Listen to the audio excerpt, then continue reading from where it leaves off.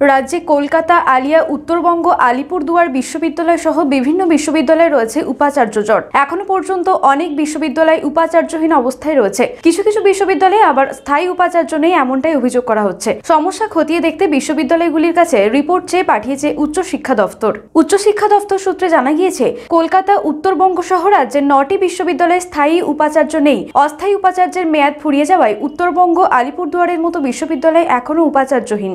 উল্লেখ্য, গত বছর আলিয়ার ভারপ্রাপ্ত উপাচার্য হিসেবে বসানো হয় মাদ্রাসা পর্ষদের সভাপতি আবু তাহের কামরুদ্দিনকে। ইউজিসি অ্যাক্ট অনুযায়ী উপাচার্য হতে গেলে কমপক্ষে 10 বছরের বেশি অধ্যাপক হিসেবে কলেজ বা বিশ্ববিদ্যালয়ে পড়ানোর অভিজ্ঞতা থাকতে হয়। কিন্তু আবু তাহের কামরুদ্দিন একজন সহকারী অধ্যাপক হলেও তাকে আলিয়া বিশ্ববিদ্যালয়ের মতো শিক্ষা প্রতিষ্ঠানের উপাচার্য করে রাখা হয়েছে বলে অভিযোগ। এ বিষয়ে হাইকোর্টে মামলা করেছেন বিশ্ববিদ্যালয়ের একজন প্রাক্তন ছাত্র।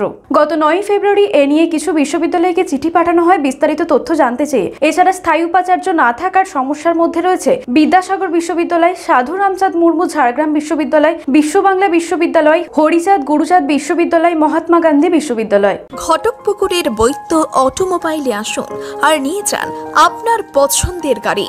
এখানে বিভিন্ন কোম্পানির 3 চাকা, 4 চাকা ও 6 চাকার গাড়ি নগদ ও সহজ কিস্তিতে পাওয়া যায়। আমাদের ঠিকানা ঘটকপুকুর নলমুড়ির মধ্যস্থল, বাসন্তী হাইওয়ে রোড। বিস্তারিত জানতে ফোন করুন 9153911795 অথবা 9836491180।